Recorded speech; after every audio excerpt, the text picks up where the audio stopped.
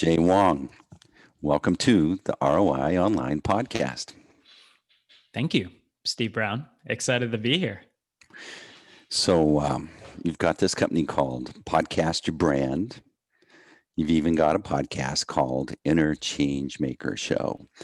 But you've been behind some of the biggest, most successful podcast launches in the thought leadership space.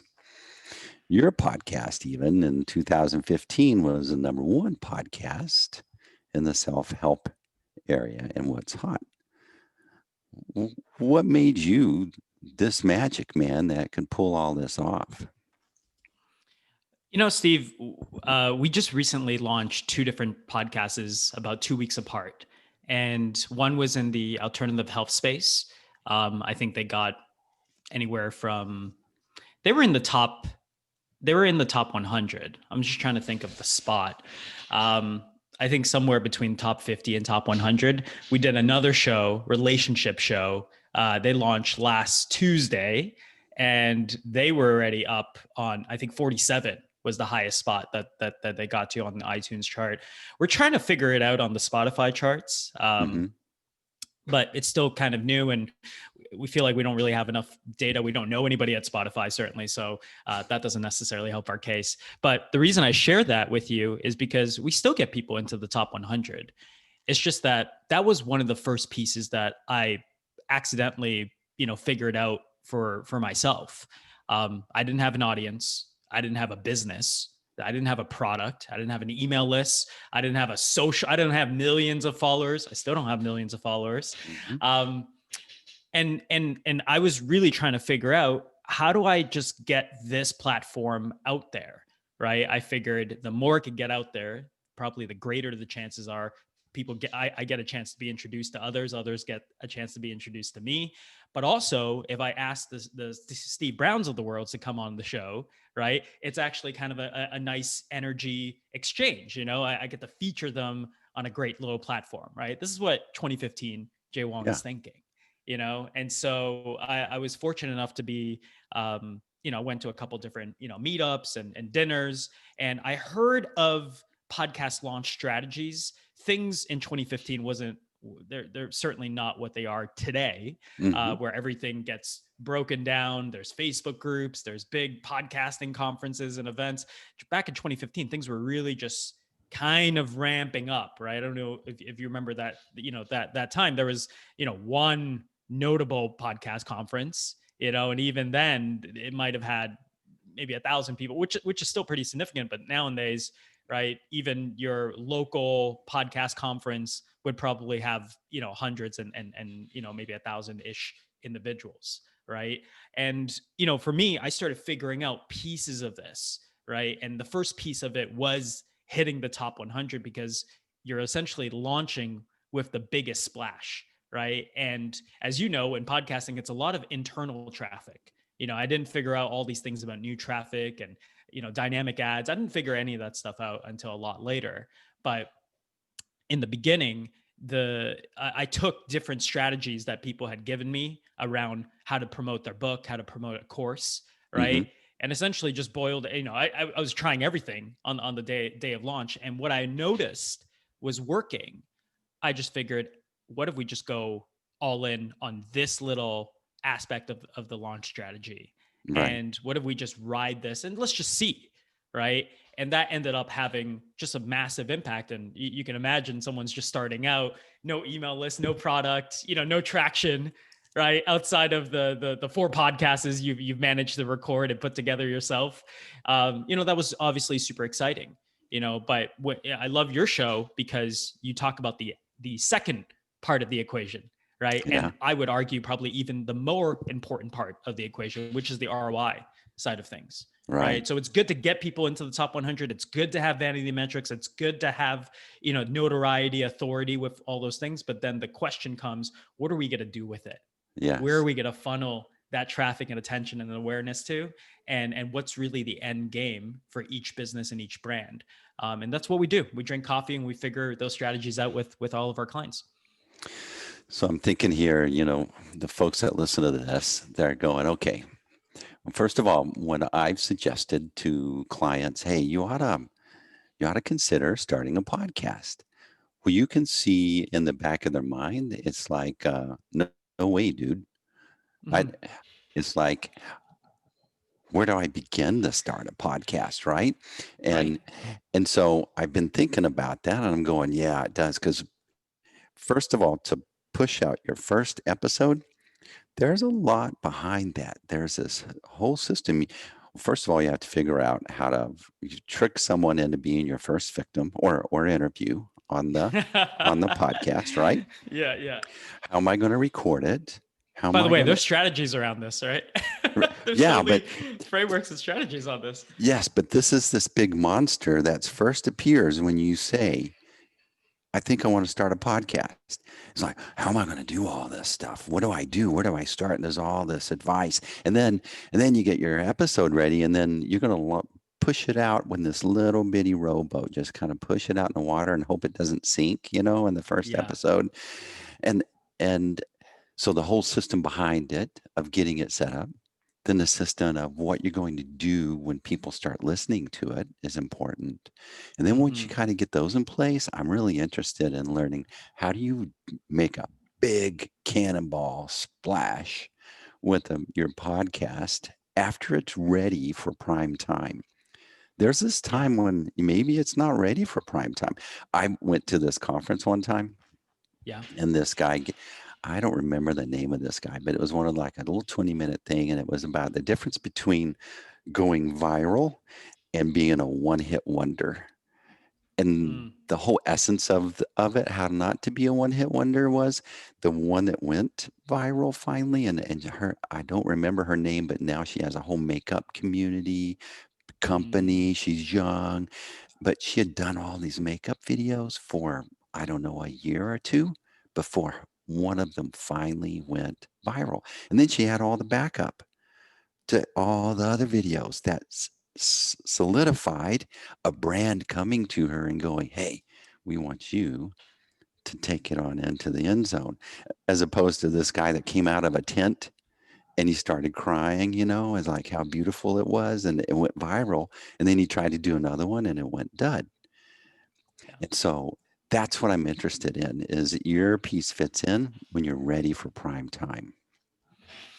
It's quite smart that you bring this up, because I think we've both probably been asked, and I think the assumption a lot of times is, "Hey, I'm going to start this podcast, and I'm going to go viral, and I'm going to go Mhm, make millions." That's the mhm, 3-step process of success, mhm. right? And if it's not podcasting, let's switch that out to whatever is relevant in today's market. Hey, Exactly. let's do 60 days of TikToks, Yes. right? And let's post 3 times a day, Yes. right? And one of them is going to go viral. Then we're going to make money, Mhm, right? High five, everybody in, go team, right? mhm. And I think a lot of times business owners, personal brands, thought leaders, they get sucked into a little bit of a version of that, Yes. right? Yes. Because and we both know that if you don't have I love that you bring up this example, because like that makeup, individual, right? By the way, my partner, my girlfriend, she's in that beauty makeup niche, right? I mean, she's working with Hang on, Jay. Sephora. Your Yeah. dad. This is going to be e- excellent, but your internet connection. Oh, okay. Let's Am I see. back? Yeah. So you're going yellow. You were red. Okay. Now we're on. I hate to miss where we're going here, so that's why. Yeah, no. I appreciate you bringing that up. All right. Um, Action.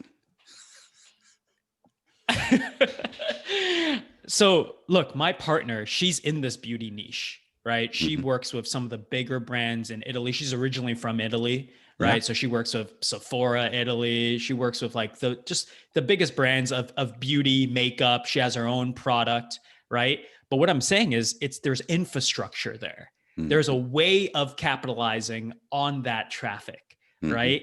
And she did not just wake up one day and said, "Hey, I'm going to go do this." It's been years of videos and, twice a week, 3 times a week. Let's try daily. Let's try vlogs. Let's try this, right? And there is a lot of, if that is ultimately the end game, that I think the individual has to buy in to, I love this medium, right? I would do this medium if I don't get the ROI from it, and hey, I'm gonna get my repetitions in. I'm gonna get my broadcasting, podcasting chops in, so that when it's ready, right?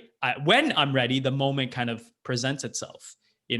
I just think that for business owners, like active business owners, that chances are they have a sales process in place, right? Chances are they have some proven funnels or proven products.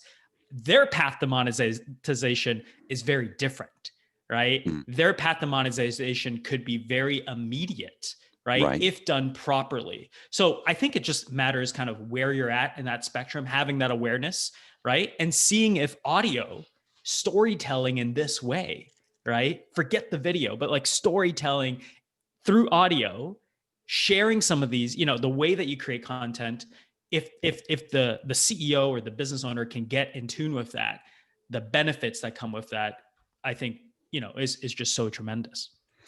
I think it's amazing because, our brains love voices. I mean, ever since we were just little babies, voices read us stories. Our brain takes over and fills in all the details, but we're not kind of, it seems like voice coming in is like fiber optic speed communication and details and feeling, whereas just reading text, your brain's having to do more work to put in the details, and hopefully it's putting in the right details, but most often it's not picking up on all the nuances that comes through in voice. There's also an intimacy with Yes. voice that is, I think, unparalleled, right? I just think, and I get it because, I know a lot of people show pretty much, we can all argue what's too much to show online these days, right?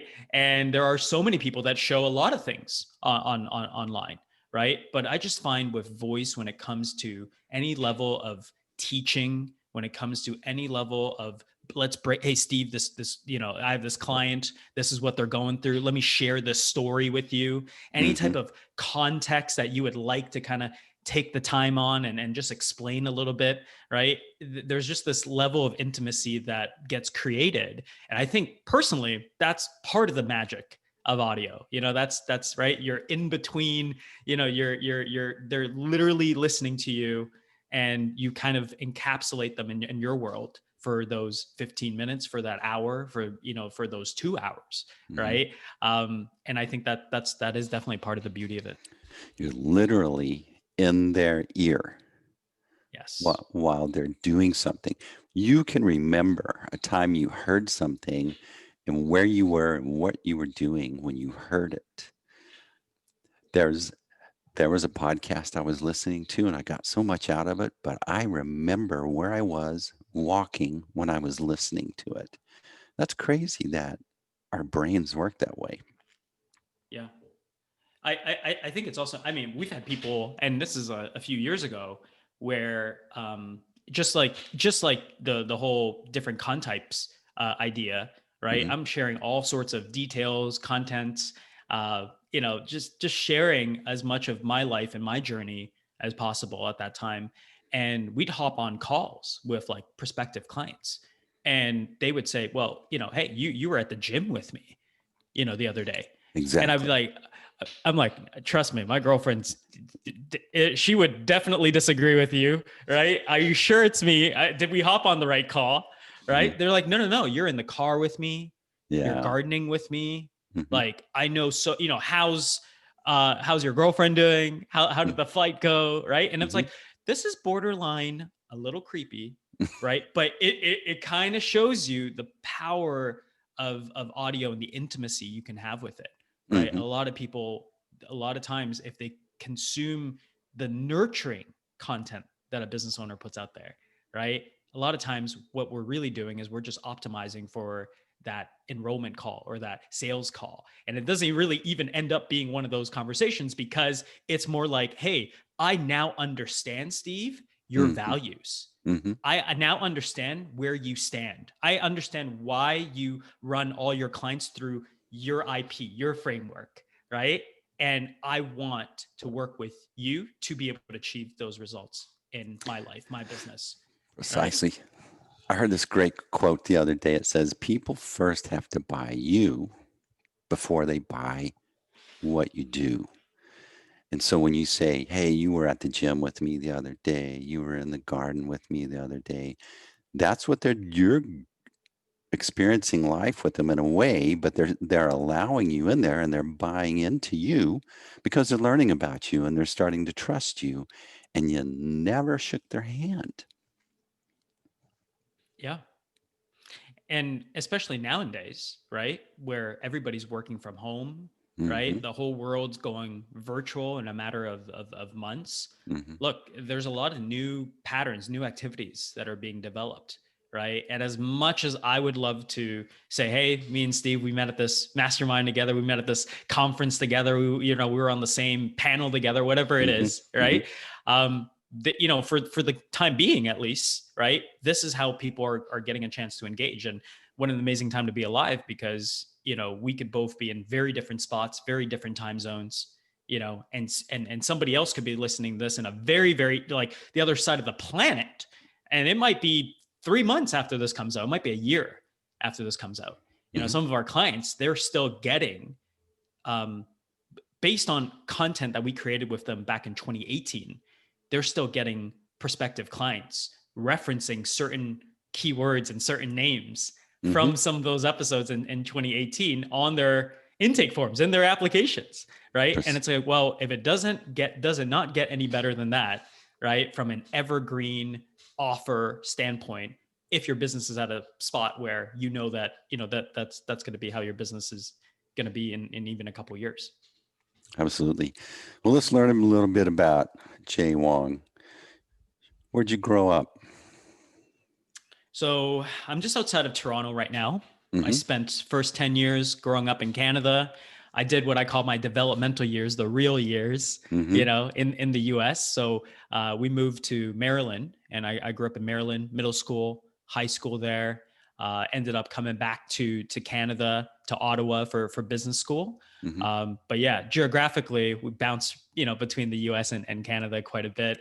Have family in both countries. Most of our clients are in the US. So, when the world's a bit normal, try to, at least go to the US a couple of different times, depending on conferences and what have not. So what happened? What triggered this event that made you super interested in podcasting stuff? Why would somebody in 2015 actually, and Yeah. you're not 70 something years old with this long track record of all this. What makes you Steve, Asian genetics, man. I'm like 1,000 years old. I was joking. um, Sorry, I didn't mean to cut off your No, question I'm there. just going, yeah, so did you do this, your grandfather help you with some wax on, wax off stuff? What happened that you just saw this opportunity and then it really resonated with you? Yeah. It's a great question, because it's something that I've thought about for the last 5-6 years. Podcasting has literally, it's changed my life, and it's just so, like I always said back in the day, and I still think it, which Mm-hmm. is, if let's take out all of the ROI out of the Mm-hmm. conversation. Let's take out the marketing lens on it. Let's just say you only get the podcast. There's zero monetization strategies. Okay. There's no money to be made. Okay. You only just get to podcasts. Okay. And I still think, at minimum, Steve, at minimum, it's one of the best life hacks. At absolute minimum, it is going to supercharge your entire network.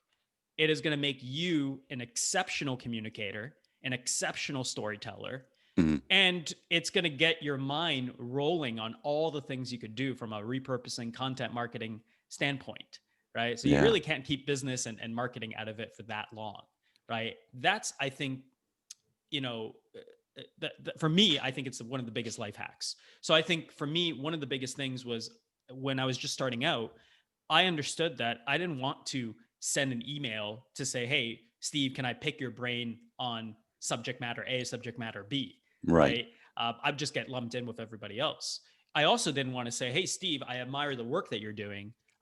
So let me take you out to lunch, because chances are you can buy your own lunch, Mm-hmm. right? And chances are you could buy your own dinner, and you don't want necessarily for me to take you out to dinner or lunch. There's too much pressure behind it, right? So how can I approach some of these conversations and these mentors, these people that I admire their work? Their work has made a big difference in my life. I read their book and it helped me shift one little thing, you know, and I, you know, and, or, you know, I got their book as a present and I just resonated with a concept, a framework from it. How do I give thanks to them? Right? How do I make it about them and not about me? Right. You know? And so I thought, what a better way than to invite them on a platform, right? I didn't really have too much of a platform at that time, but maybe I can help them get their message out there, because clearly they're very refined. Clearly they've invested years and years of their life, decades at times, right? We've interviewed some people that were 3 times my age at the time, right? Bob Proctor, I know would hit that category. You know, this is a man who spent 55 years, right? Talking about motivation, mindset, abundance, beliefs, all this type of stuff. You know, could I not learn something from him? Right? Could I not help and leverage that interaction and get and help other people and inspire them and to look into Bob's work? Heck, I don't have any products. That's okay. Right.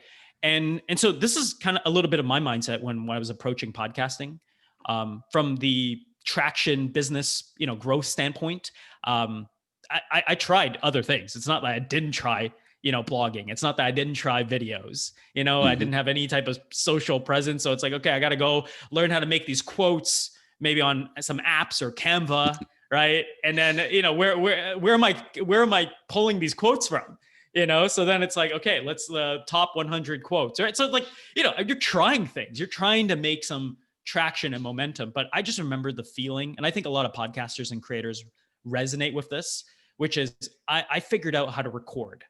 Okay. Like I figured out how to press the record button and then have me, you know, do, hey, test 1, 2, 1, 2. Right. And then I realized that I could say anything I want. I could say, right. I could share about, hey, I had a great interaction with Steve Brown. He asked me this really great question. This is what I said, actually. Yeah. And let me expand on that. Yeah. Right. And I could take any type of storytelling format and apply it in my own way. Right. We remind our clients a lot of times, hey, look, we're working with you so that you can become the voice for, you know, relationships. You know, we're working with you so you can become the voice for conscious families or, you know, business growth or whatever it is. Right. But through this process, a lot of times it's about helping our clients find their voice.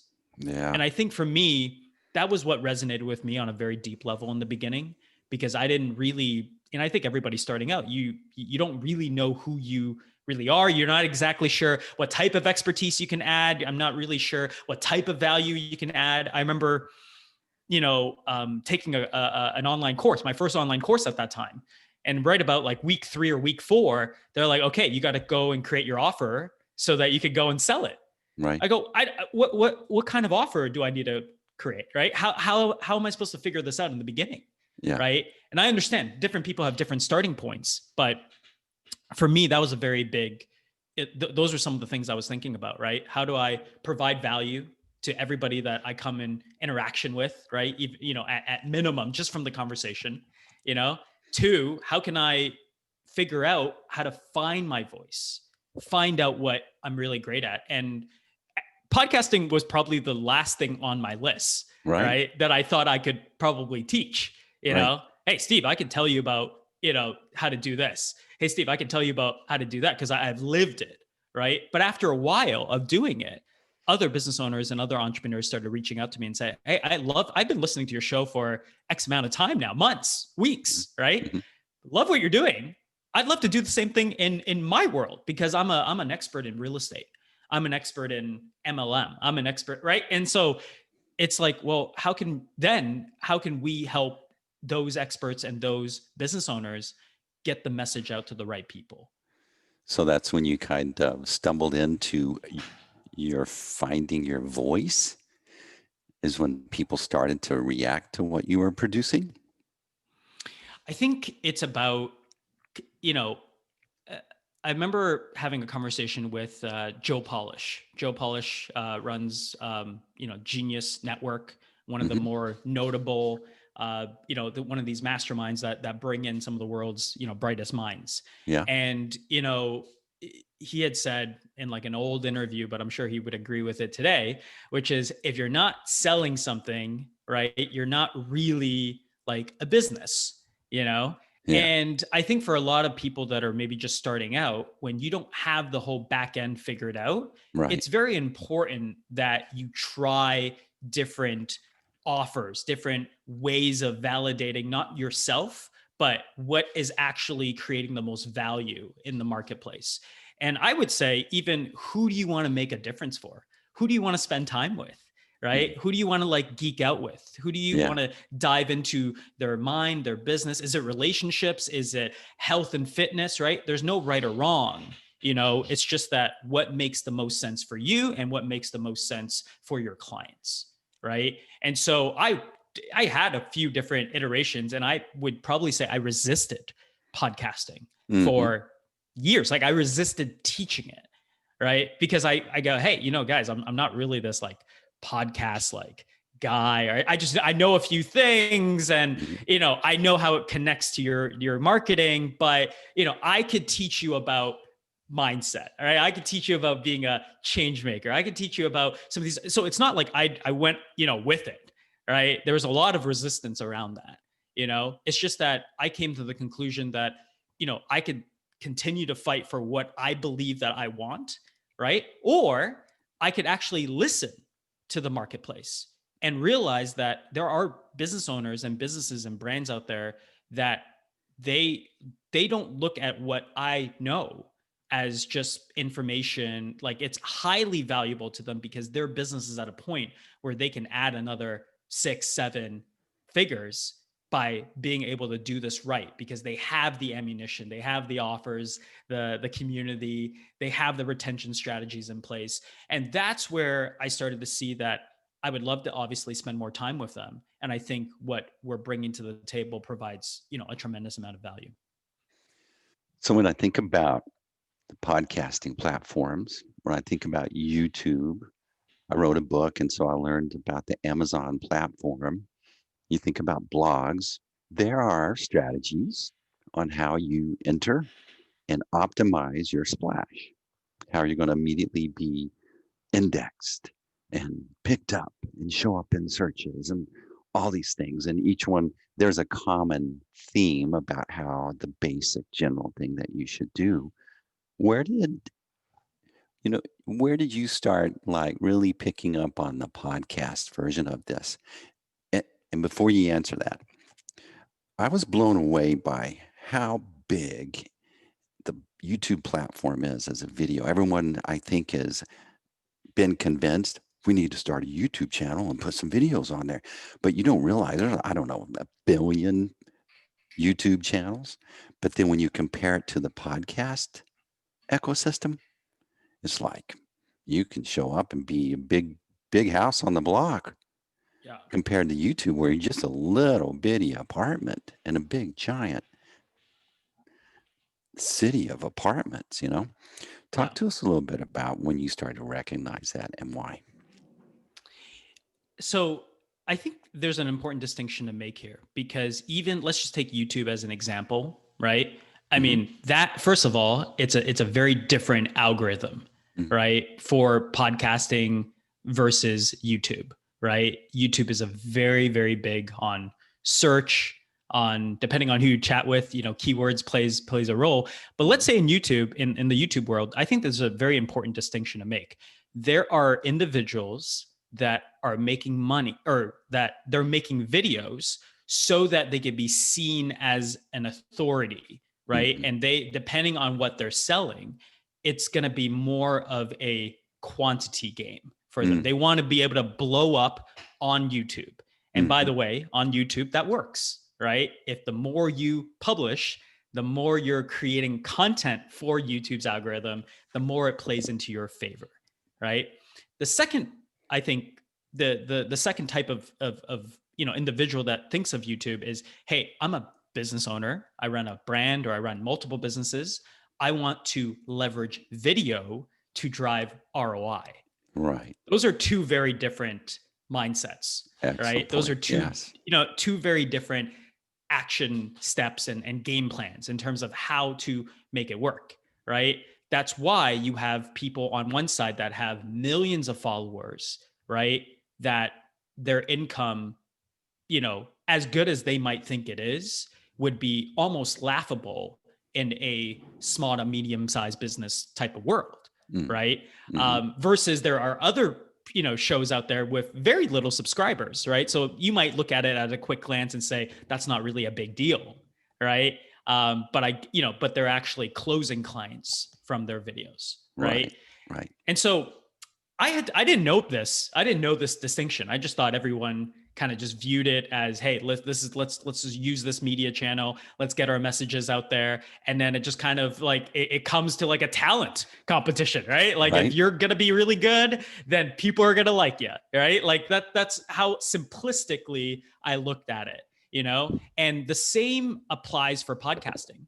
When I got invited to speak at a lot of these podcasting conferences back in 2016, 2017, even early 2018, and what I realized was that more and more people were kind of falling into that first group, right? They wanted to be able to blow up on the medium, right? But they, for whatever reason, had a lot of resistance around different offers, the business model behind it. They didn't really want to put in the work to build the business or the back end behind it, which,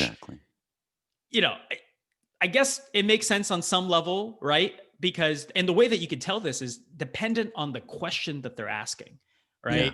And I saw this right in the beginning. People would enroll with like a course, like I would teach like live, right? And it would, all their questions would pretty much be about how do they build the best studio in their basement. Exactly. Right. And then they go ahead and they build the studio, but they never really record anything. And even if they do, they never really publish anything. Right. And there's even this term called pod fading in the podcast industry, right? Which I'm sure you might have heard of, where people, statistically speaking, most people that, that have a podcast can't even hit like 9 to 10 episodes.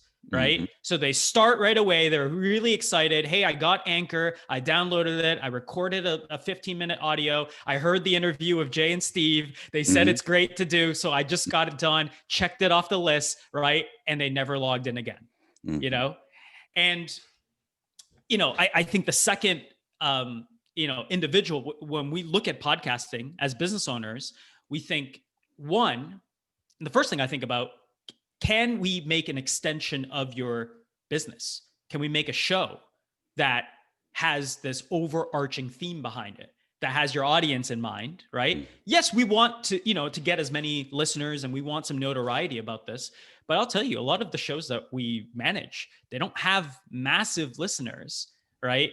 And it's because we're not focusing on just the downloads. We're not focusing on just, audience growth. We're really connecting that to the rest of what they have in their back end, right? And so to go back to your question, the reason I share all this is because that took me like a really long time, like probably longer than I'm willing to admit for sure, to really understand that if I can stop seeing the content that I'm creating and stop seeing like the podcast or the YouTube, like whatever it is that I'm creating, and start like I think people get to a point where they start demanding money, right, from their audience, and maybe not like verbally and physically, but psychologically it starts happening, right? Where they start making, they feel like they're putting in so much time, so much energy, and yet the return is not there, right? And so there starts building this resentment towards towards something that we just talked about earlier, that is supposed to be this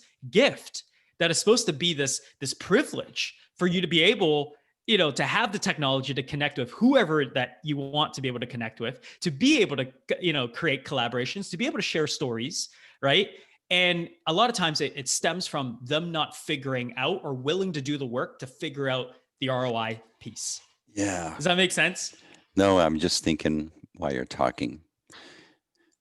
When you first start doing this, all you hear is your voice. Oh, I sound so awful. I can't believe I sound that way. You're concerned about what you're going to say, what you sound like. What am I going to talk about? What is it? But at some point, you make this transformation where you exit that and you're not hearing that, you're not listening to that, and you're starting to focus on the quality of the stuff you're creating for, here it is, your audience. You're starting to dial in and go, oh, my audience needs to know about this and this. And the way that I look at it, obviously I have a conviction about what I do is better than most, but because I started a business and put all this on the line, and I get feedback from clients that appreciate what we do. That's where all of a sudden I think something happens and it stops being in your head and about you to start being in and bringing your best stuff to the people that really want to appreciate it. Yeah. Yeah. And look, there are, when it comes to like your original question of like, what kind of works on the platform, the reason I think this is important is because it ends up coming out in your energy, in your Mm-hmm. presence, Mm-hmm. right? And even your clarity of knowing where to drive people. You know, I think, and I've been there many times in the beginning where it's just, I felt like, oh my God, we promised that we would release the new episode every Monday, and it's Saturday morning, right? And I don't have a new episode lined up. Let me just share about something, but you end up creating content to create content for Mm-hmm. content's sake, Mm-hmm. right? And I'm not saying that that's not important. There are many times I think that because you have the skills of communications and storytelling, there are many times, especially even this year, that we've seen that you might want to be able to use your voice and you don't want to add any type of ad or call to action to it. You're just sharing your perspective. And I get that. And I love that.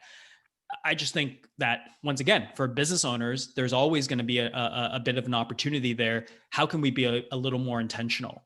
How can we be a little more strategic, knowing that we're doing our first big event in January, knowing that we have a book coming out in next March, right? Knowing some of these things, how can we start pre-framing that for our audience so that we can give them something that if they want to be able to dive into, right? And oddly enough, I think a lot of it has to do with like almost like money mindsets too. You know, being able to be comfortable saying we have things that are available for sale today.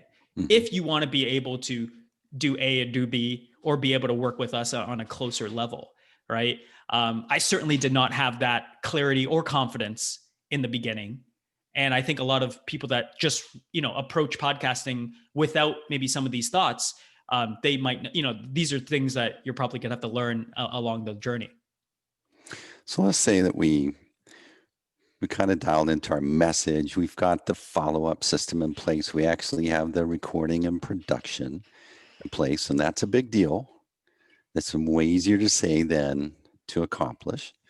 So now we're ready to start really dialing in and get better at the opportunities that are available on the podcasting platform.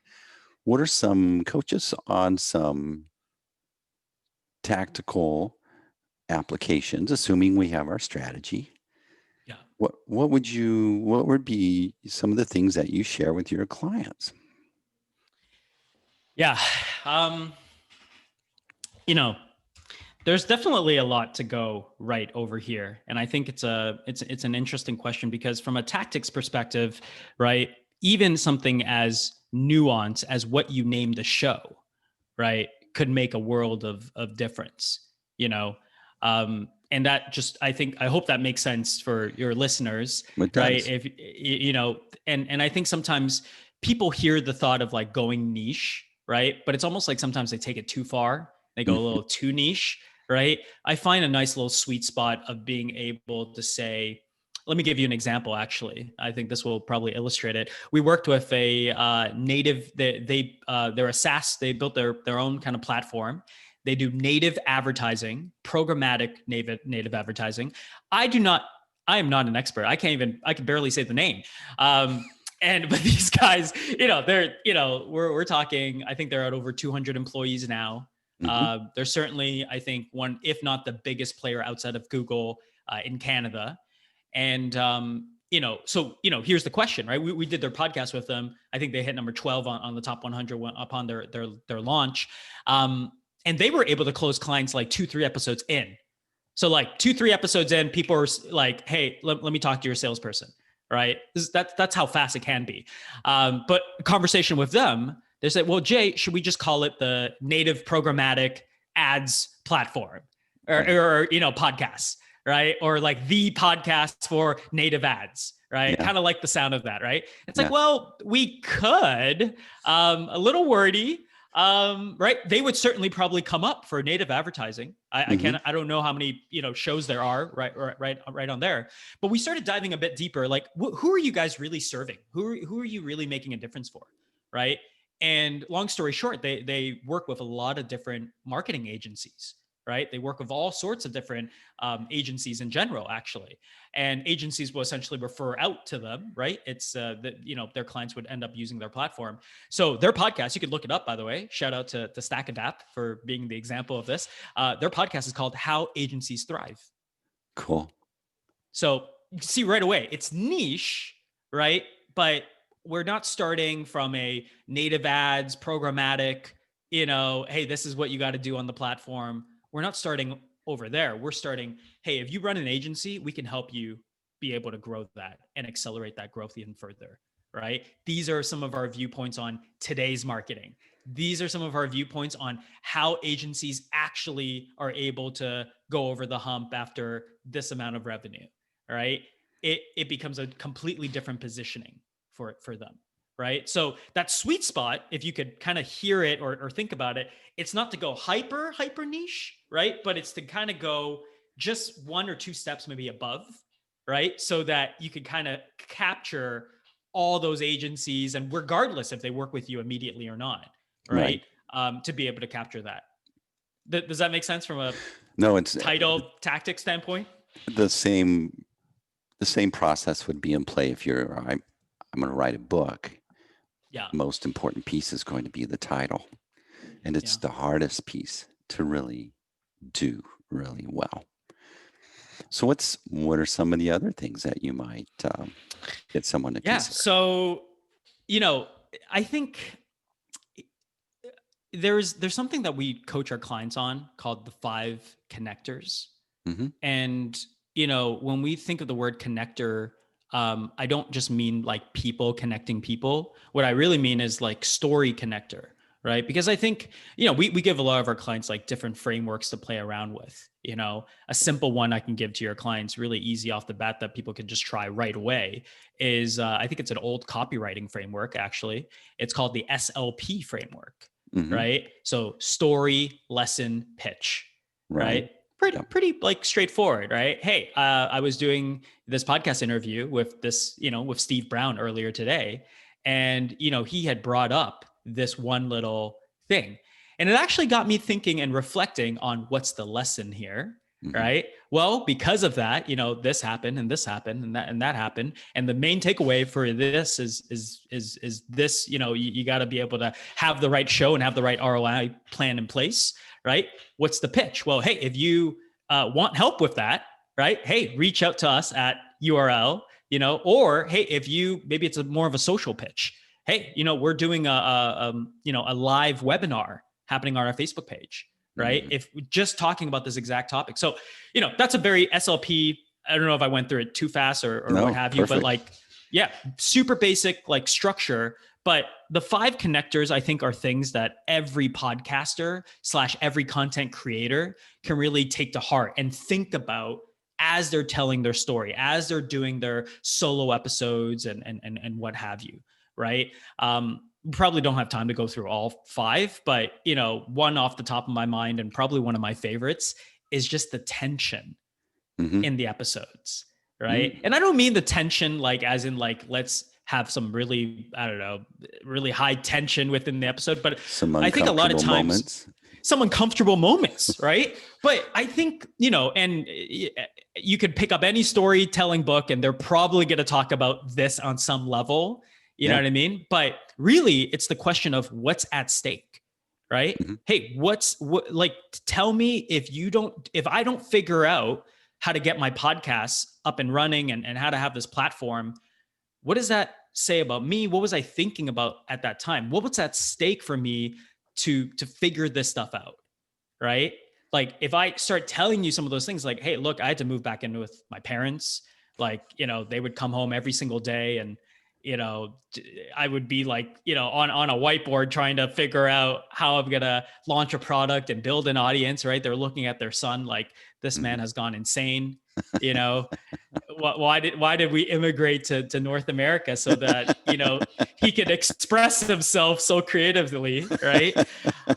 And I remember I was staying in their living room trying to figure out and reading forums and podcasts, just trying to figure out how to start, because I knew that if I could figure out how to start, right, that I could probably reach other individuals. I thought I had some of that natural communications, talent on my side, but I wanted to do it in the way that made sense. I wanted to be able to explode my network, right? Mm-hmm. Because that meant that my business could move forward, right? So if you could include those tension pieces, I think a lot of times for business owners, they, this is actually something I heard recently. They suffer from what's called the expert's curse, Mm-hmm. right?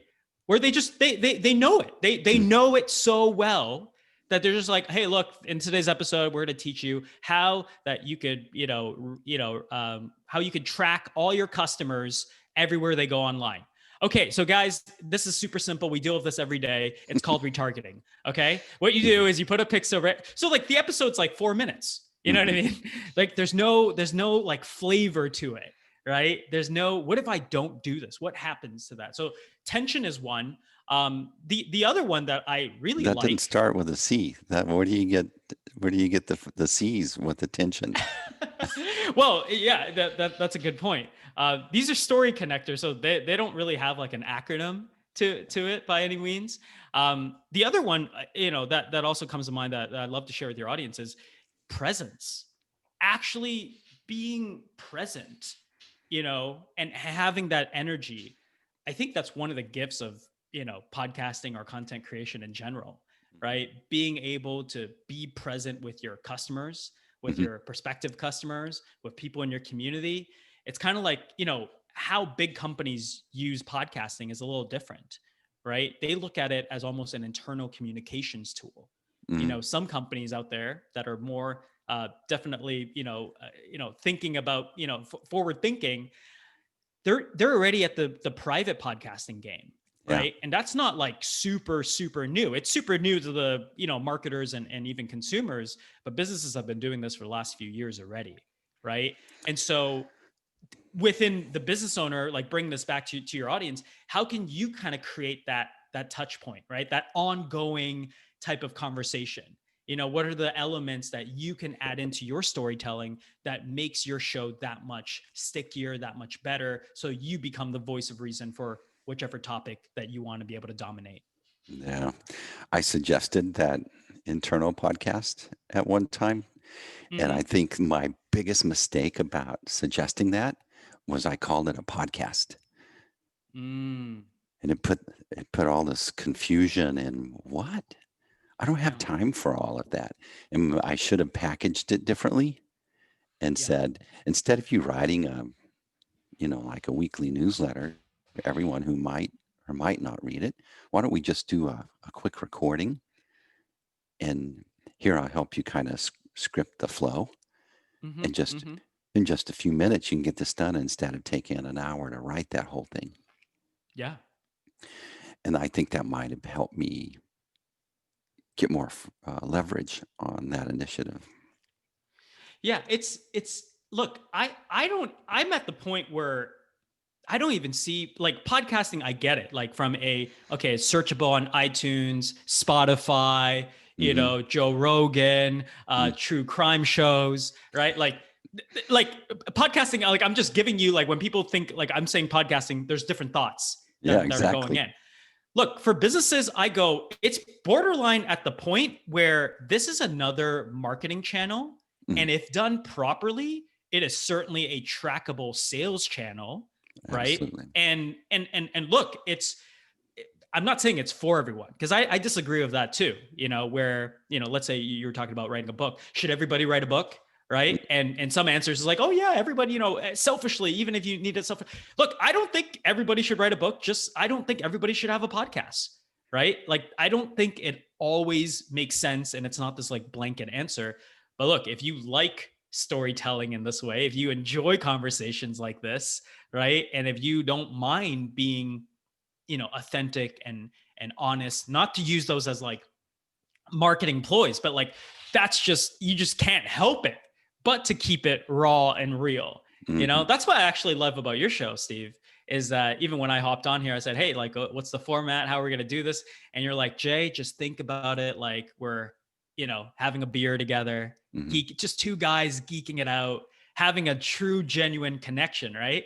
And even if your listeners can't like make it out, they could probably sense that we're having a great time. Yeah. We're both smiling over here because I know you agree with some of the things. You might have some of the things to add, on top of it. I love the way that you're approaching this, right? So it's like and that's what podcasting is. That's like the raw form before iTunes, before ROI, before all marketers you needed to make it something that's trackable and marketing. Before all those things, podcasting was just that.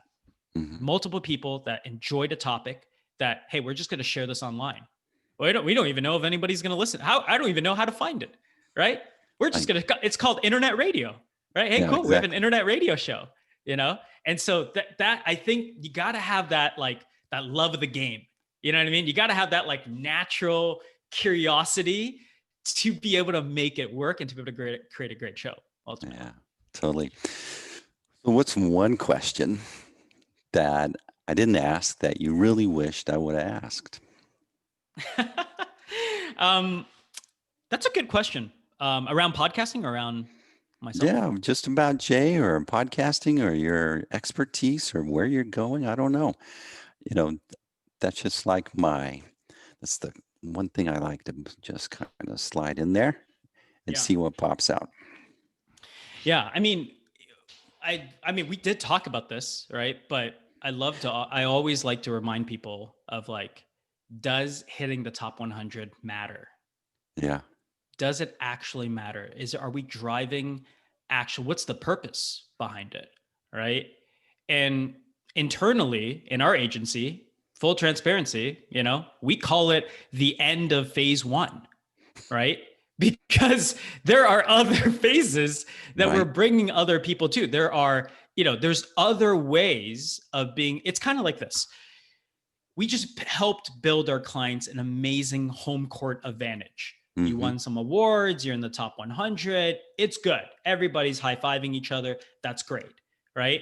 But once again, the second part of the equation, which I think, once again, is way more important, is what are we going to do with this now, right? Can we book you on some away games?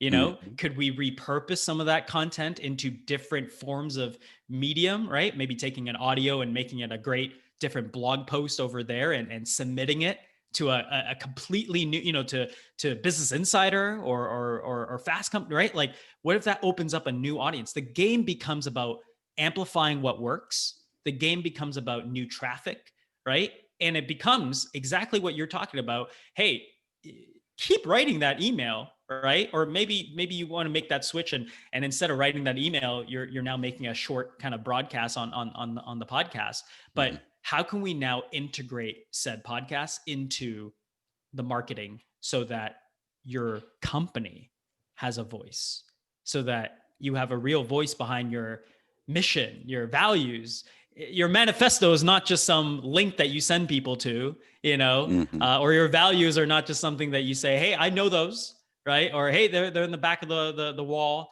they're written up there, but your listeners and your customers end up buying into that. I think the best quote from you today is I've always said you need to be the thought leader. You need to be the thought leader. But I loved how you said you need to become the voice for your people. And I think that makes more sense immediately. That conveys so much more about the importance and what's at stake. Just a great way to package that. I like that. I appreciate that. And it shows that you're listening. And see, one thing that you did right there, right? Not to get into the there's a lot of tactics, obviously, right? But even in just saying that, right? Like the chances of me sharing this interview now are like probably 50-60% higher. Not to say that I wasn't planning on sharing it to begin with, right? But let's just say that I'm significantly more famous, or you're interviewing someone that gets interviewed all the freaking time, right? They're doing a book launch. It's like 200 podcasts that they're on because their PR person, thought it would be a great medium to try out, right? How do you stand out from those 200 interviews? You as a host, right? And how do you create that genuine connection with someone, right? And that, not to say that you used it as a tactic or strategy, but just sharing with them off record, on record, right? Hey, I really love that story right there. I really love that quote right there, right? Immediately it shifts it and goes, hey, this person's paying attention, right? And you know what? I like that too. We should clip that out and we should share. Yes. Right. So there's immediate buy-in right around there. And it's sometimes when you're doing interviews, and that's a big part of your podcast, and that's a big part of the content strategy. There's not as much time for the business owner to talk about their thing. There's not as much time for Steve to share Steve's 5 method to be able to create ROI, right? Though I'm sure it's amazing, right? That's just, it just feels a little off, or if you're going to do that every single interview, Exactly. But if you could get your guests to be able to share, right, about the interview, it brings in Jay Wong, doesn't matter, right? Let's just say my audience is, for ease of math, 1,000 people. Well, maybe maybe out of those 1,000 people, if they're into listening to ROI from me, hey, chances are they might be listening for ROI from you, right? So that's another little, mini little growth strategy right there. That I love that you shared that. Well, cool. So if people are listening, they're jacked up about you and your energy, where do they find you? Or first, just tell us what's the best fit for you and how they should contact you. I appreciate you asking that. See, that's a question that very rarely do people ask. What's the best fit for you? So look, we work with business owners that have signature programs or certification programs, or a program that they're looking to track growth over multiple years.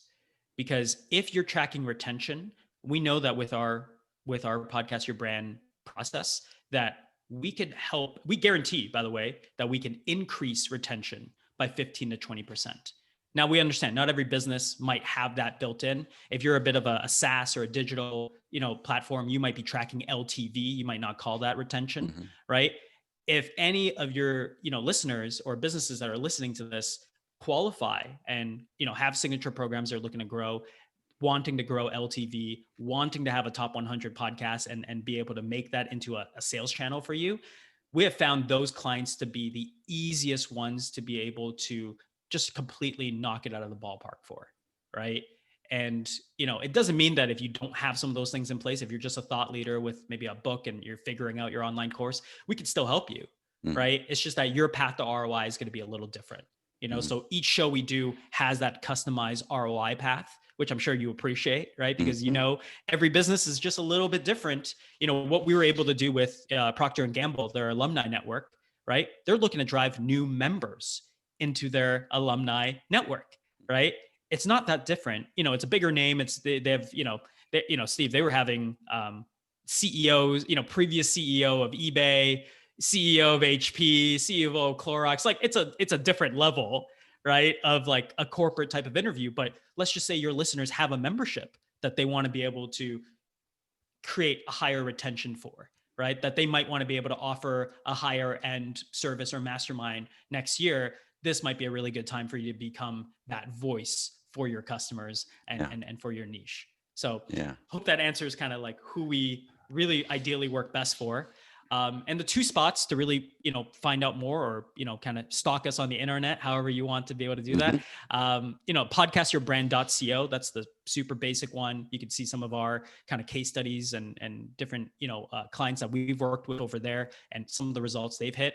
But one of the ones that we pretty much hit on a lot is our entire process in terms of how we help clients get what we call their top 100 buyers, right? So how do we get your customers to buy more and more and more?